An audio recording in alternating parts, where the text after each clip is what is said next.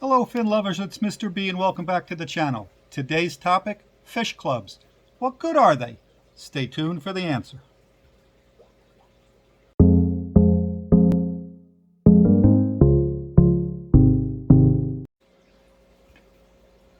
Okay, fin lovers. So today we're going to talk about fish clubs. What is the purpose of a fish club? Are they useful in the hobby anymore?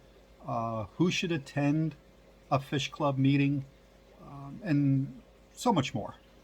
And the simple answer is anybody can and should attend a fish club meeting if they have the opportunity. That is, if they have a fish club in their area. The purpose of the fish club is simply to pass knowledge on to other people, to learn different things about the hobby, to relearn how to do things that maybe there have been advancements on, different type of filtration, different type of rearing methods for fry, etc. Fish clubs are a cornucopia of information, and they serve so many purposes in the hobby. Some of these purposes are with fish club auctions, they allow you to get fish that you might not have seen before or had access to before for fairly good prices. You can help empty out some of your tanks by selling fish in the auction. For example, you have too many plecos, you have too many cory cats, or it's just something that you do because you want to breed and make some money. So fish clubs are a great way to do that. A lot of fish clubs have swaps, which are gatherings of sellers who will then put all of their fish on a table, and you go through and you buy fish in mass from them. Again, it's not an auction. It's where there will be definite prices on the fish, so you know what you're paying, you know what you're getting, and you walk home and you've got some new friends to add to your aquariums. So the purposes of fish clubs are many.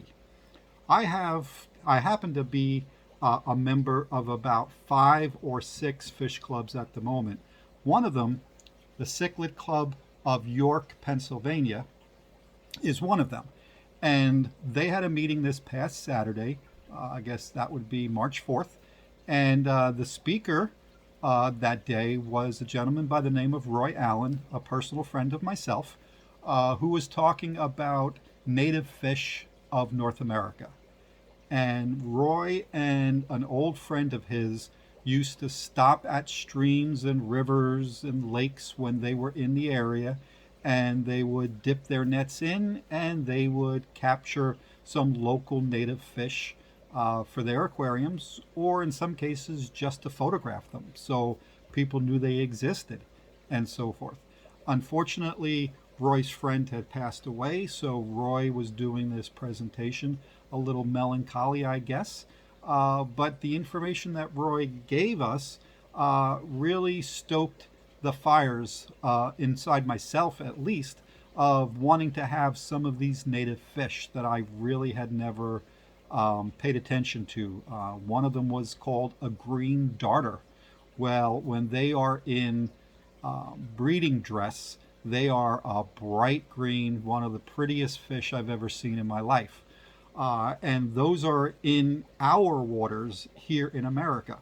A lot of the fish that we see in fish stores originated in places like Germany or Japan or down in Brazil, Mexico, and so forth.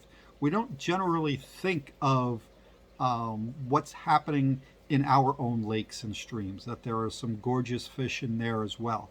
A lot of times, some of these fish are used as bait fish when people go fishing because they're really not paying attention to the beauty and the glory of the fish. So I implore you at some point in time to take a look at some of the fish that we have in our own waters, whether they're in my state right now, Pennsylvania, or Arkansas, or Missouri, or Florida, or Massachusetts. Any of these places that have lakes or streams are going to have some gorgeous fish in them. So that's something I learned at the fish club. I had a very successful outing at the auction. I bought some fish in and I made a decent dime. Generally, what the club does, it's like a 70-30 split. So 70% of the auction price goes to you, 30% goes to the club. That enables the club to be able to continue having meetings. The money that they make there allows them to pay for speakers, allows them to bring in food items and drink items so people can have a snack while they're learning some things. So the 30% cut goes to the club to help them maintain their viability. There's also memberships. Being a member of a fish club has a lot of different benefits as well. If you remember in my last video, I talked about shop hop that me and a few friends from the certain clubs had gone to. That was like a non-sanctioned. That was just a few of us going to a couple of fish stores. If you go through a fish club that is having a shop hop, there usually be an itinerary of about 6 or 7 shops. But the benefit is they will usually work out a deal with those shops before the shop hop day to give a percentage off of fish and foods and decorations and plants and so forth. So you might get 10% off on fish, 20% off on food, might be 20% off everything. You just have to be a member of the club to take part in the shop hop and get those benefits. So there are so many, I don't want to use the word benefits again, but it's the best word. There are so many benefits of being a member of a fish club. One of the things I would tell you to do is take a look in your area, type in local fish clubs and your area and find out what happens to be out there. I'm lucky enough that I have probably 4, maybe 5 within a short drive, maybe an hour and a half or 2 hours. I can go to as many as 4 or 5 fish clubs. I'm a member of some in Pennsylvania.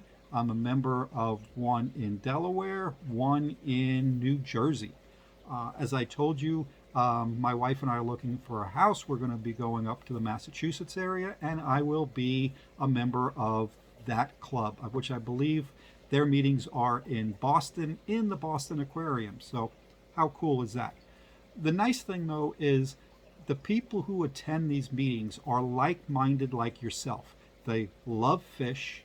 They love learning more about the hobby, and they are so willing to share their knowledge with you in hopes that you might know something that they don't know. So it's a definite think tank per se, and I've never been regretting one moment ever going to a fish club. They are just that impactful in the hobby. I think if everybody knew about them and was able to sit in on at least one meeting, it could actually change the way you think about keeping fish, because you'll learn something every time you walk into the room with 40 or 50 other fish keepers. You're bound to learn something you didn't know. So my advice, join a fish club, or at the very least, find a fish club and go to a meeting. They will all let you in. It's come one, come all. You don't have to be a member to go, but you do need to be a member to take part in certain of the aspects, such as you need to be a member to sell fish. You need to be a member to join raffles, to go to the shop hops, etc. So do Mr. B a favor, do yourself a favor, check out your local fish club and see what it has involved. See what's there for you. I am now going to show you some behind the scenes footage of last Saturday, March 4th, the Cichlid Club of York. So sit back, watch these, and I will see you next time. Until then, remember, you're going to need a bigger tank. I understand. understand that there is disciplinary action taking place for anyone who keeps these fish. And now the button doesn't work. Certainly not a largemouth or a smallmouth bass. They only get about 3 feet long. Paddlefish the same. Please don't keep these fish in your aquarium. Any size aquarium. Yellow perch are beautiful fish, but unsuitable. Now, the first category of natives that we ever caught were mad-tongue catfish. You can catch these in South Jersey, various species. They all have a poisonous spine in their dorsal fin, so you don't want to handle them. It's like a bee sting, or worse if you're allergic. But they're clever to watch. They don't hang around like a lot of catfish do and sit on the bottom. The next is your bluegill. It's possible to keep a couple of bluegill in the 20 raw. They can be pretty. You saw another picture already of a similar sunfish, bantam sunfish. They get about 4 inches long. This is the flyer. Pumpkin seed, shaped like a pumpkin seed. Rock bass. These are all fish suitable for the size tank we're talking about. Mudfish can be caught in South Jersey. The previous one you can catch around here. But to me, the real prizes of the sunfish world for a 20-gallon tank are the 3 miniature sunnies called the banded, the black banded, which Bruce bred in a 20-gallon long, and the blue spot. Gorgeous fish. Now, these were all captured in soft acid water. The water in South Jersey is Amazonic in that it's soft and acid, and it looks You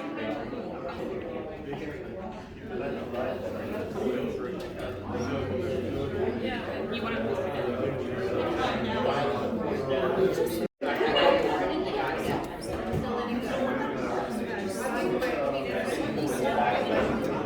$5 minimum bid, so I'm going to start at 5. I think we'll probably get higher. So I got 10 looking for 12, 10 looking for 12, anybody in 12, I got $10 looking for 12, anybody in 12, I got 10 in front looking for $12. Anyone in for 12? They're beautiful. I get 10 going once over 12, 10 going twice looking for 12. Sold $10, number 29. Number 190. Lot 202. Lot 202, we have 5. Judeo-chromis ornatus. Beautiful fish. Nice fish, nice sized fish. Ready for your tank and eating tank.